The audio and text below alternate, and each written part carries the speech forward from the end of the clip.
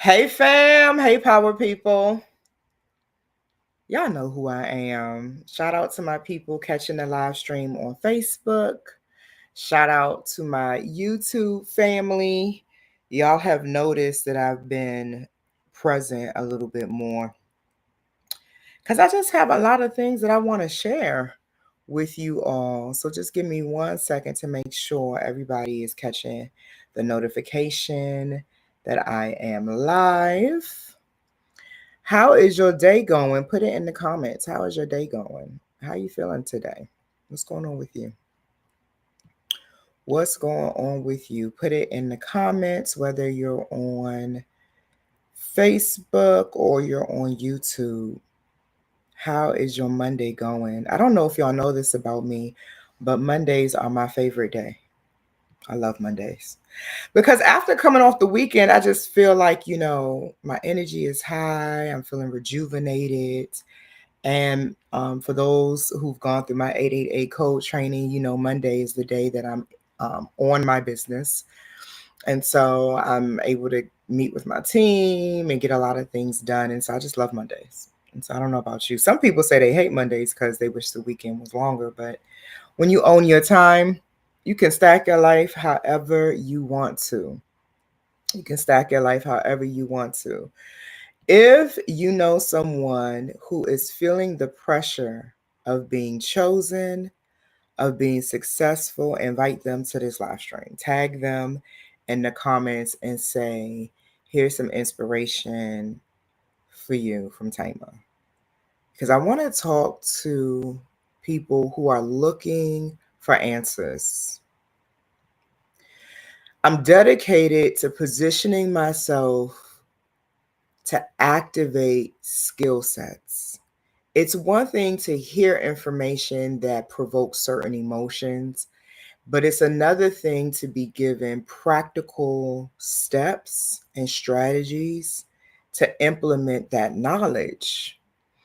And I have found in my years of work that a lot of people are hoarding knowledge. They go from one masterclass to another, one initiation to another, one community to another, one training from another.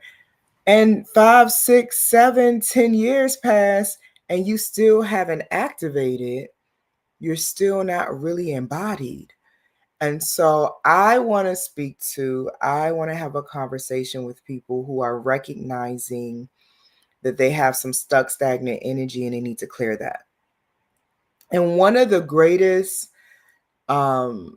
saboteurs of momentum and progress is self-judgment. Self-judgment will get you looping. And what partners with self-judgment is lack of self-trust. So depending on your age, depending on what you've experienced in your life, if you've had too many experiences of giving your best effort and it resulting in what you may call failure, then you begin to believe that you're not enough.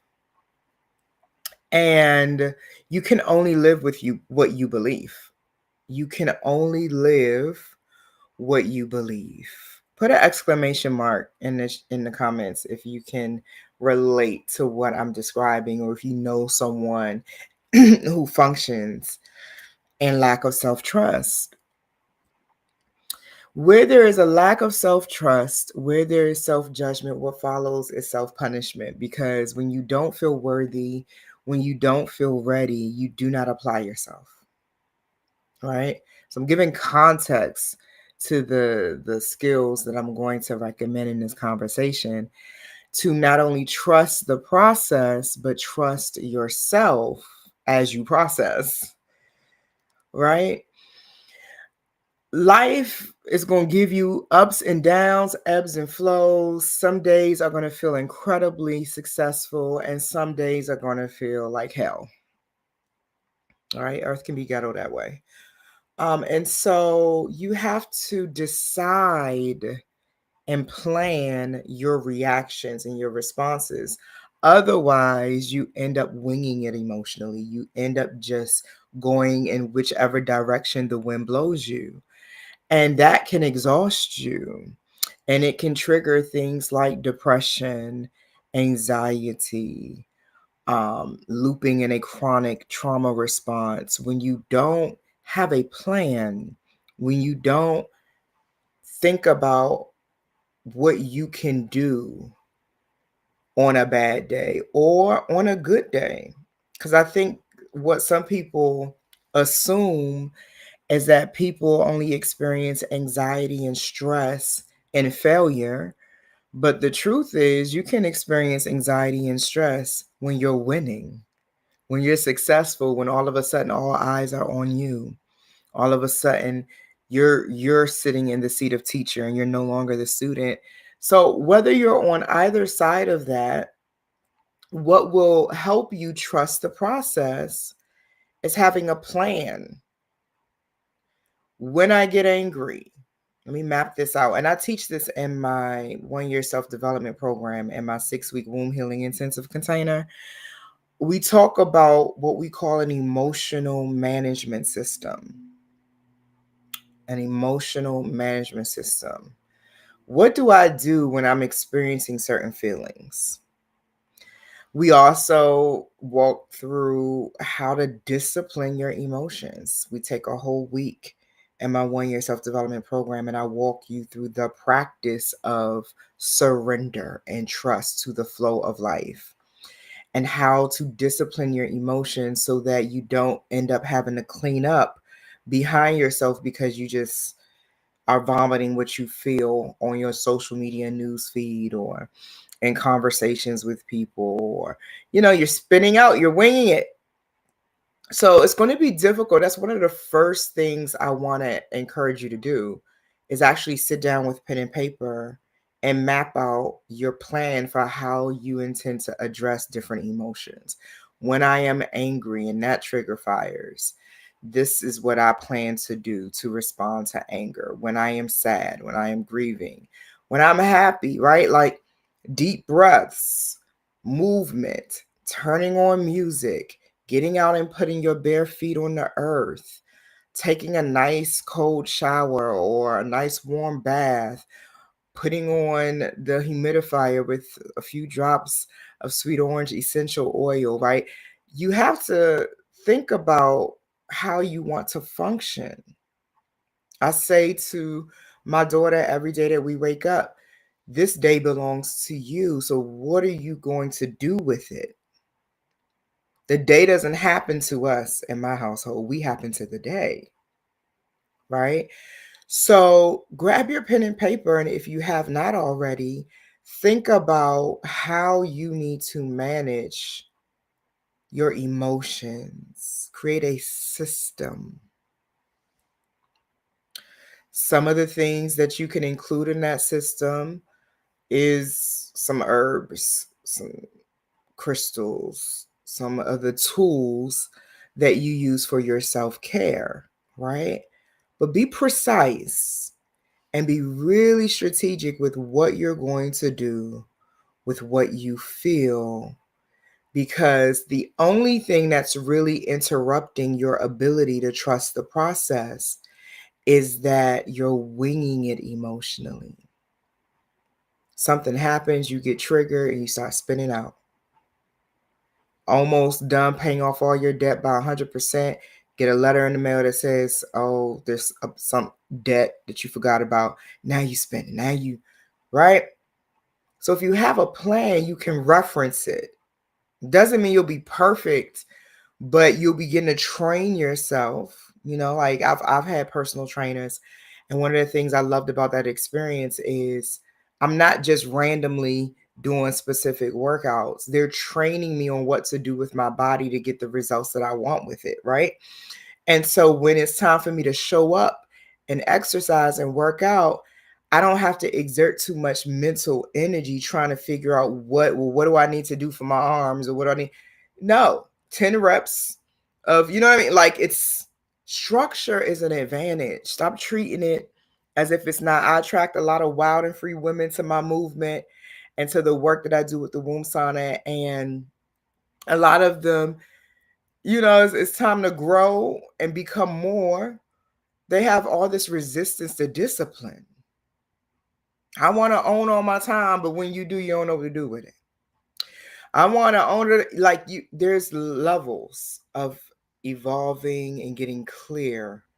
And one of the things you're going to have to incorporate is discipline and structure. It will give you an advantage in trusting the process.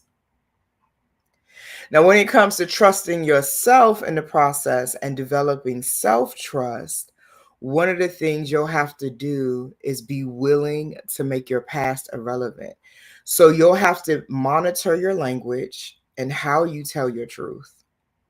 Because if you hear yourself saying things like, I always go through, I'm always, you don't realize how powerful your afoshe is, how powerful your words are. Your words are a wand in your hand. And so when you are constantly speaking against your progress and leaning into the familiar emotional habit of saying how hard things are and how frustrating things are, and wow, I'd rather pull out the drum than the violin. Pull out the drum. Center in on the joy of life. Talk about that. I've literally practiced doing talk fast. I learned that through my journey in Sacred Woman by Queen Afua, and the Words Gateway. There are times to be quiet. Or like my mama used to say, if you don't have nothing good to say, then don't say nothing at all. Not because what you have to say is not important, but because you recognize that your words hold power. And if you're in the process of trying to develop self-trust, it's going to be very, very important that you speak the things that will allow for that, and that you speak well of yourself. Not interpret that as being arrogant or too puffed up.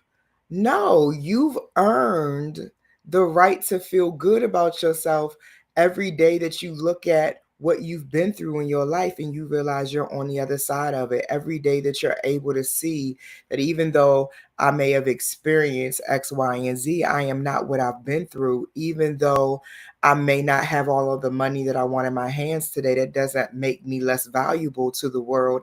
I fully accept my significance. I woke up this morning, that means something, right? So instead of leaning into speaking, like literally speaking yourself into depression, speaking yourself into defeat, you will monitor your language, and that will help you establish self-trust. You will speak well of yourself. You will speak life over yourself. You will speak victory. You will speak positively of your experiences, even on your worst day. Even on your worst day. Why? Because the alternative is the opposite of the result you want. The alternative of speaking negatively, over venting. I believe in venting, but there is such a thing as over venting. You're venting too much. I literally used to tell my friends, set a timer, 5 minutes. If I go over that, then I'm going to have to match that 5 minutes with 10 minutes of nothing but positive speech, because I believe in the power of my words. I know who I am, and I am that I am. So when I say let there be, it is so. I start putting things in motion through my mouth. And so I got to be careful, not only about what I say about myself, what I say about my life, what I say about my finances, what I say about other people. That's a whole other live that I'll get into later in the week, depending on how things move throughout the rest of this week. What you say about other people, what you say about yourself, what you say about the next outcome while it's being developed, while it's happening in real time, matters. And so sometimes if you can't find anything good to say to preserve the momentum you're developing to establish self-trust, be quiet. Say less.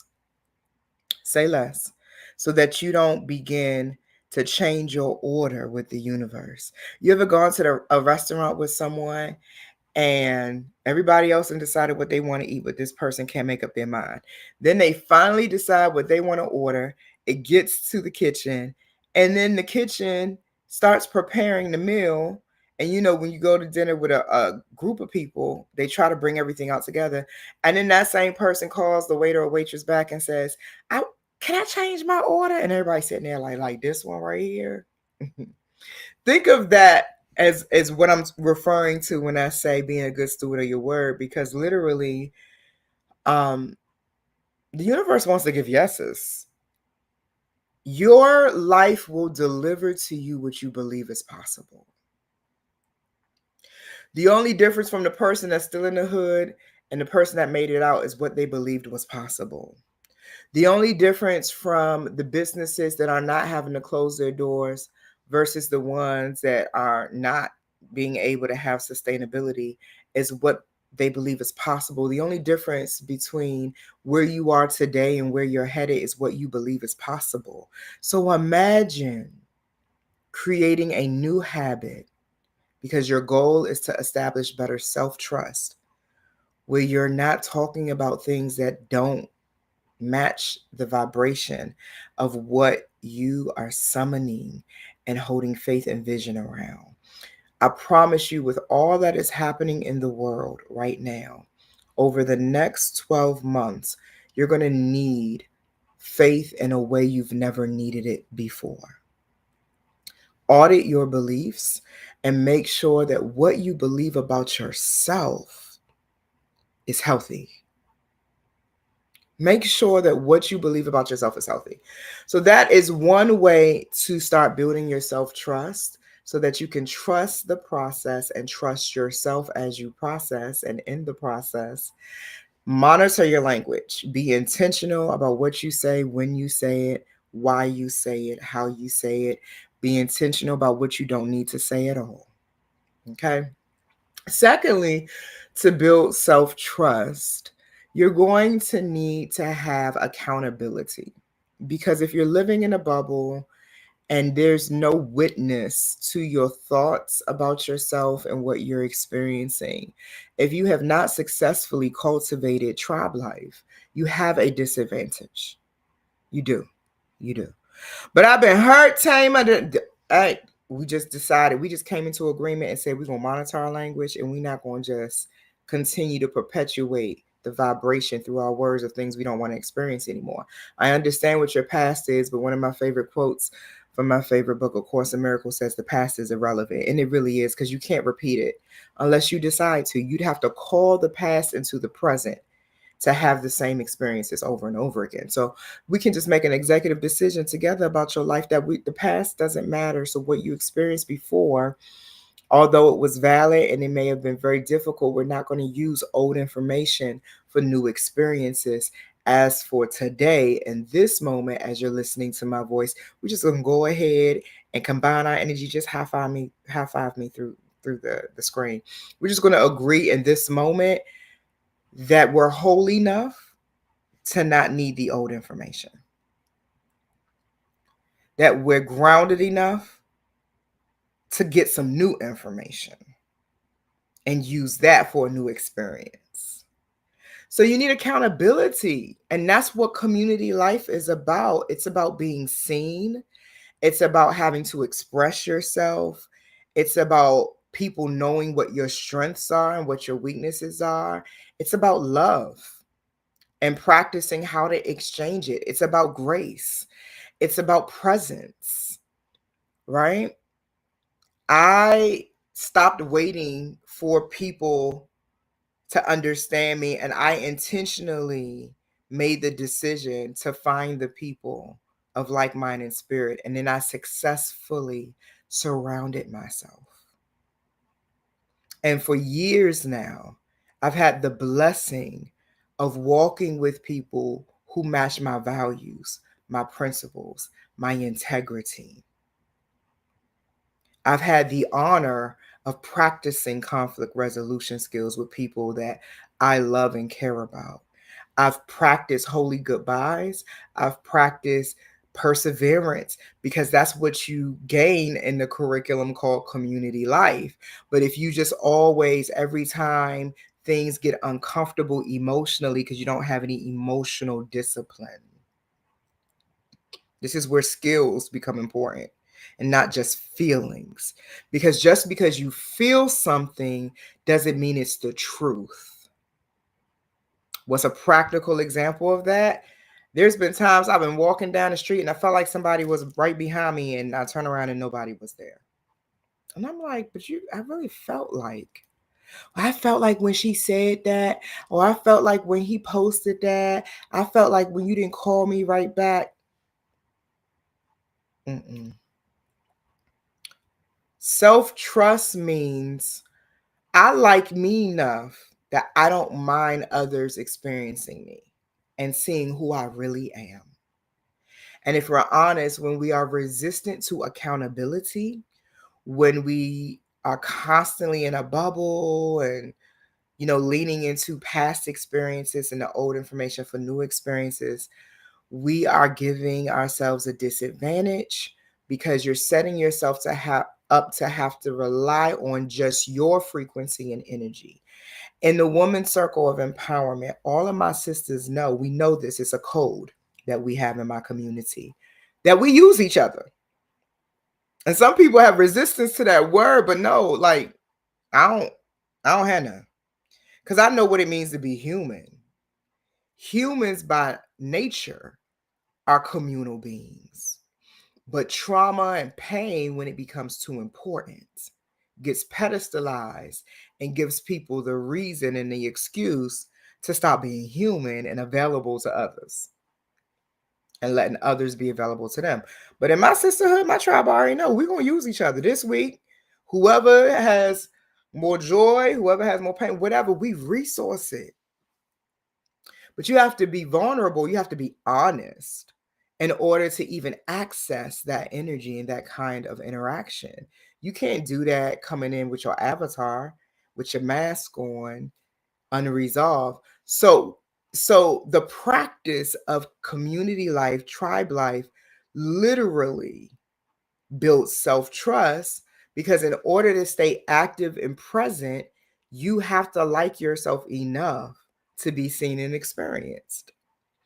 And I noticed, particularly with entrepreneurial women, that this can be a very delicate area because sometimes you're not sure if people are present for you or for what they think being affiliated and associated with you will provide them. But when you trust yourself, what's more important is how you show up, because no matter what other people do or don't do, you trust yourself and you know how to care for yourself.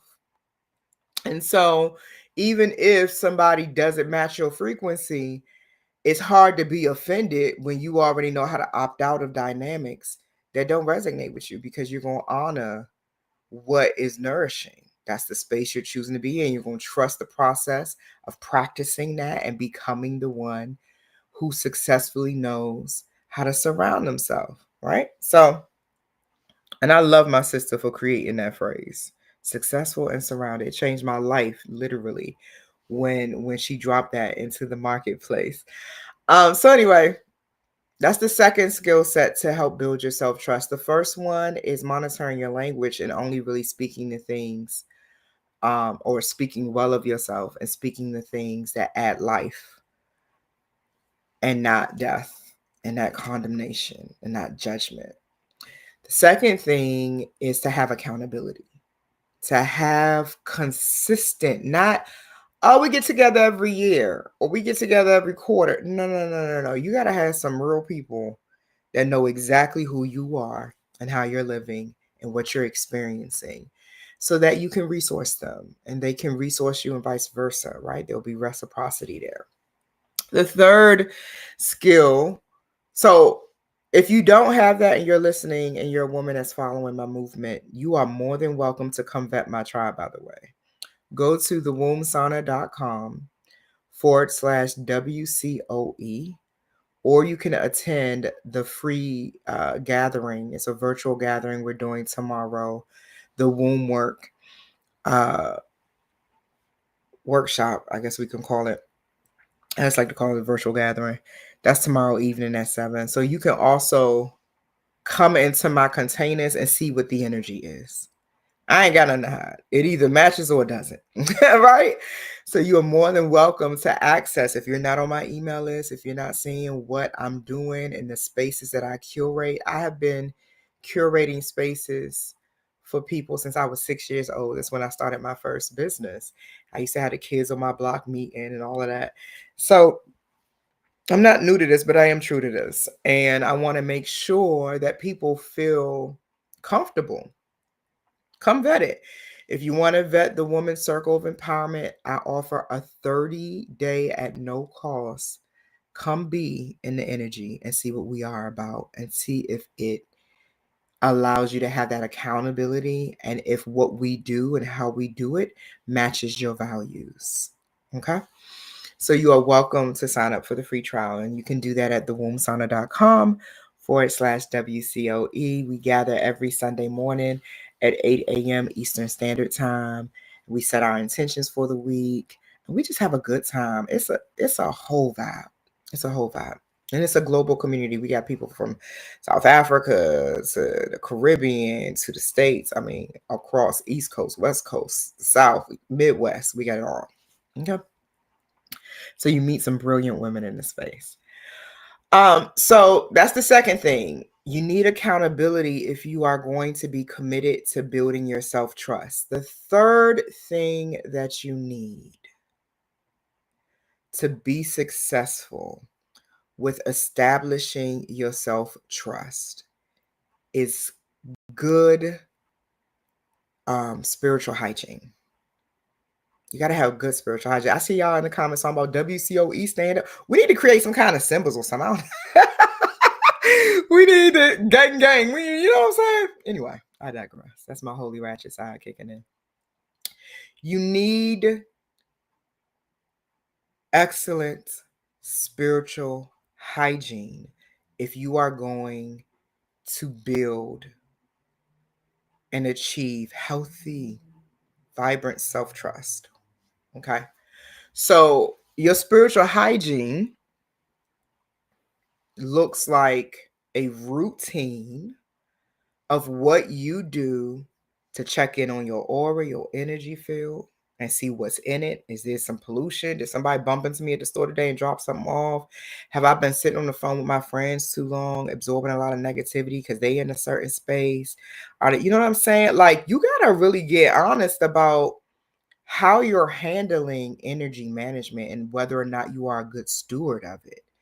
Because sometimes you're not trusting yourself because you're letting thoughts that don't belong to you, perspectives that aren't original, infiltrate your energy and influence. In this season, please hear me, do not be complacent about who gets to influence you and shape and mold your perspective of what's really happening in your life. Sometimes it's hard to trust the process and trust yourself in the process because you've included the wrong people in the process. I have gotten so wise about not holding space for people who aren't genuinely, fully for me and what me and God have agreed is my destiny. It was a hard decision because it's one thing to have to walk away from people because they violated you or they're bad people. I'm at a stage in my life at this big age where I'll walk away from people just because we vibrationally don't match. You could be an excellent person and you can probably be an excellent best friend for somebody else. But if you're going to be Tamer's best friend, what I'm not going to do is live in an energy where our values and our worldviews and our truths are so severely different that I have to constantly wrestle with that energy just to be your friend, just to be in proximity. I'm not going to do it. Maybe in my 20s, I would have.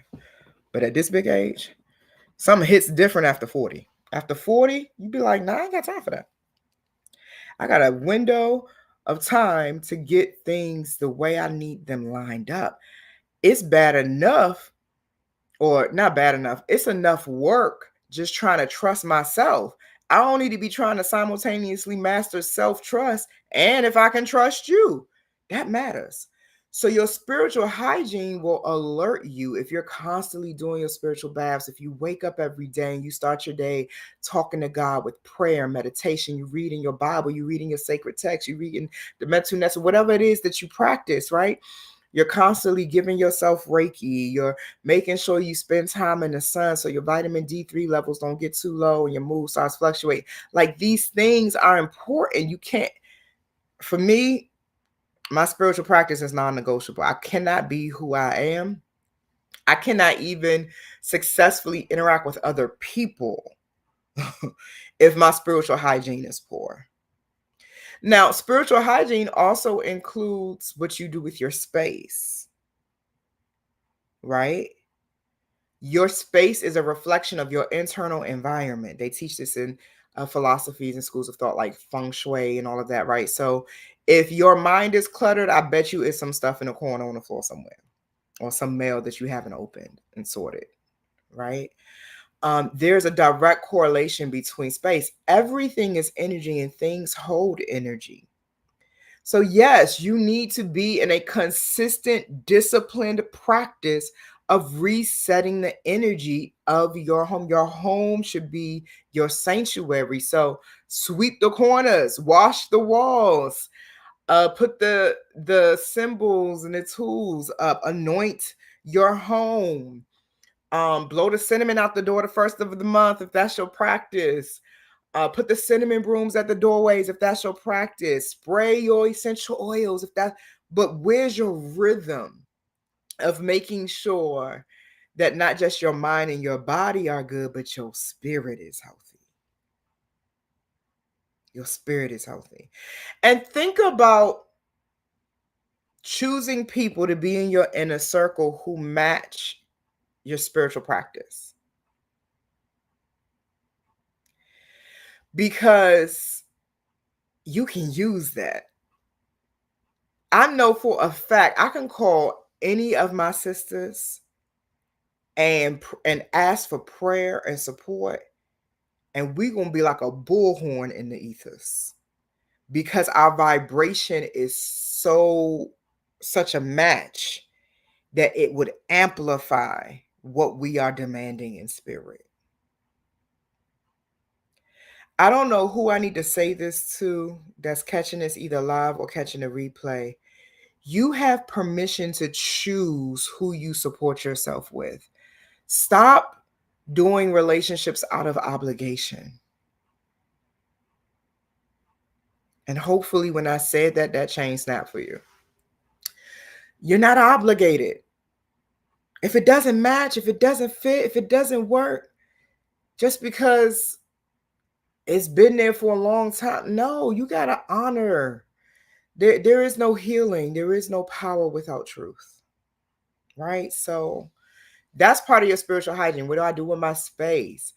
Who's allowed in my space, right? Who's allowed to be in my sanctuary?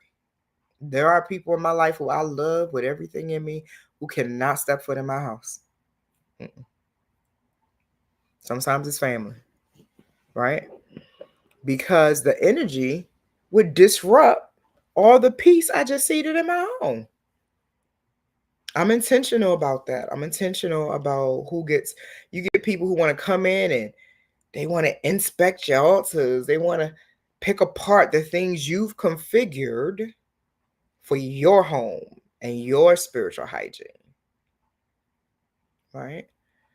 You don't have to subject yourself to that because you're literally learning to trust the process of your life and to trust yourself.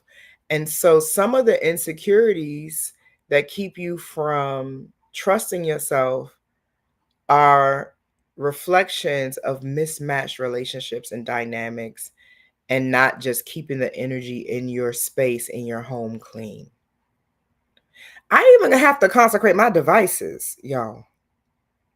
Because this social media world is such a strange matrix. So yeah, these devices and stuff get smudged and get crystals on them. Yes, they do. Because it's a lot of energy. There are times I have to put my phone and do not disturb. That's part of my spiritual hygiene, because sometimes what's happening on the internet is disturbing and disruptive, right? So these are things that I really want you to think about. If you need to sit down and write out, this is how I handle my spiritual hygiene. This is that absolutely will help with your self-trust. Let me tell you why. Let me tell you the science behind it. There's a book I read years ago called The Magic Power of Lists. And in that book, it talked about how the brain does not care what is on the list. As long as the brain sees it crossed off, it fires off all the happy hormones. And the endocrine system does its job, and those little glands start sending all the good hormones through and all the good signals to the organs, and the body saying life is sweet. So I said, let me test it. So, me, I like to vet knowledge and information and see if it's really applicable to my life. So I brushed my teeth on the list. I tied my shoe. Like, just the simple stuff that sometimes you don't even interpret as a task because it's so routine. But when I tell you I could trace my joy levels go up just because my brain is wired to see efficiency. The brain loves to see routine. And so, if you notice, those of you that feel like you may struggle with depression or anxiety and those types of things, the more structures you get, and I've done work with children with ADHD, autism, stuff like that. And I notice in the work that I've done with those children, if I give them structure, they're good. You think that's coincidence? No.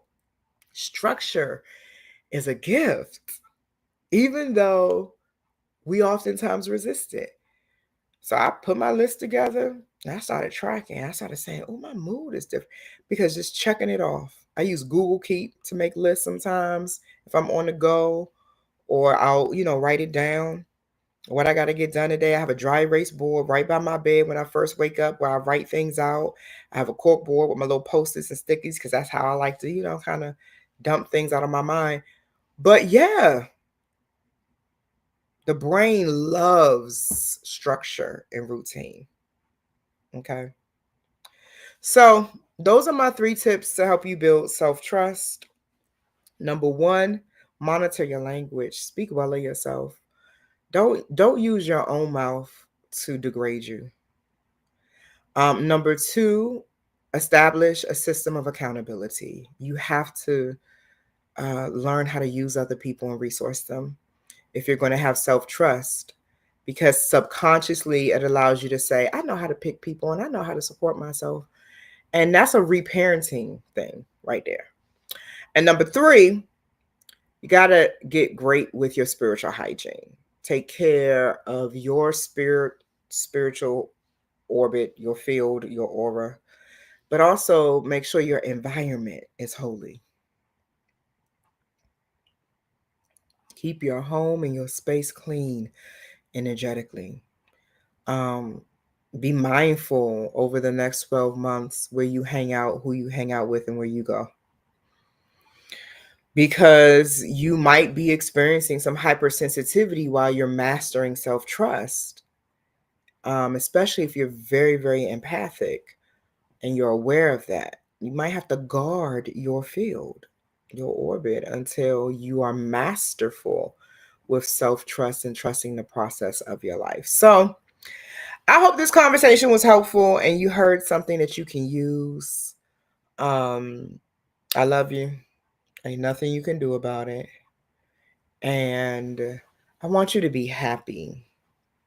I want you to be satisfied with your life. I want you to feel like everything you believe you deserve, you're experiencing. And I want you to know that the key to that is you learning how to give it to yourself. Mhm. It's about learning how to give it to yourself. And you deserve you deserve to feel good about yourself and your life and the choices you're making. And if you're listening to this and you don't, I understand.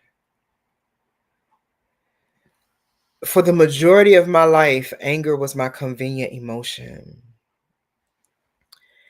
And it wasn't until I experienced death in my body through my experience with cancer, that I realized I was going to have to make some new choices about what I believe.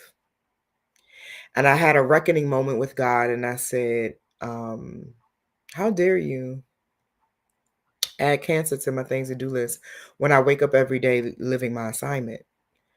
Um, do you think I'm worthy of all this adversity? You think I just deserved every time I turn around to be going? That was the narrative then, right? But then when I decided that I was going to choose life and I was going to program my body to live and I was going to teach my body what to feel, what followed that was a new definition of adversity. So I want you to write this down if you can. My new definition of adversity is that it is an opportunity to practice my power. You don't get the convenience of being powerful and not having that power measured. Well, what measures power better than adversity? So when I, for years, declared and decreed that I am raw, unapologetic power, my life said, great, let's show it. If I had any clue that was enlisting myself and being in this earth curriculum and having to, deal with stuff. And just because you become more successful, you make more money, you create more impact, that doesn't make you exempt from the human experience. You will master being human and divine at the same time. So if you're listening and life has been hard and challenging and frustrating and you've been feeling a little bit lost, like, man, I just don't understand why every time I feel like I get some momentum, something knocks me back. Hey, it's okay. Just don't stay in that feeling too long. Choose what to feel. Don't just bow to every emotion. And if you need help with that, that's why I have the programs and things that I offer and create the spaces that I do. If you haven't gone to the website in a while, now's the time to go and see what the Womb Sauna is doing. She is very much alive and vibrant. And I have been able to serve people in a broader way with more attention and care because I've mastered how to support myself and trust the process and trust myself in the process. There are some days I don't even know how the hell I do it. You ask my team members, ooh, I be wanting to crawl under my blanket and be like, I just don't want to show up today for life because I don't even know which decision to make first or what thing to do next. It gets overwhelming sometimes, and then I remember who I am and not just what I feel. I remember who I am, and if it ever gets to a point where I have to choose between what I feel versus who I am, I'm going with who I am because feelings change. And I personally don't want to live a lifestyle where my truth is not clearly defined. It's governed by my emotions. No. Mm-mm. There is a higher truth. There's a higher tamer. There's a higher version of myself that is always available to my life. And I invoke her often, every single day, even on the hard days. So hug yourself, breathe, go get some sun, go drink enough water, eat some well-balanced nutrition, right? Like just do the best you can and give yourself permission to let that be enough day by day. One key decision at a time. And before you know it, because you're centering on the joy and being satisfied and leaning into the positive more than the negative, things will get lighter and lighter and better and better and better. I'm decreeing better over your life. And if you want that and you resonate with that, you can put in the comments, I receive it. I receive it. Because what else you going to receive? You get to choose. You live long enough, you get wise enough to realize I'm choosing how to feel.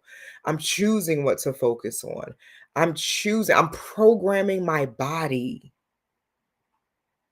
Your body is obedient to your consciousness.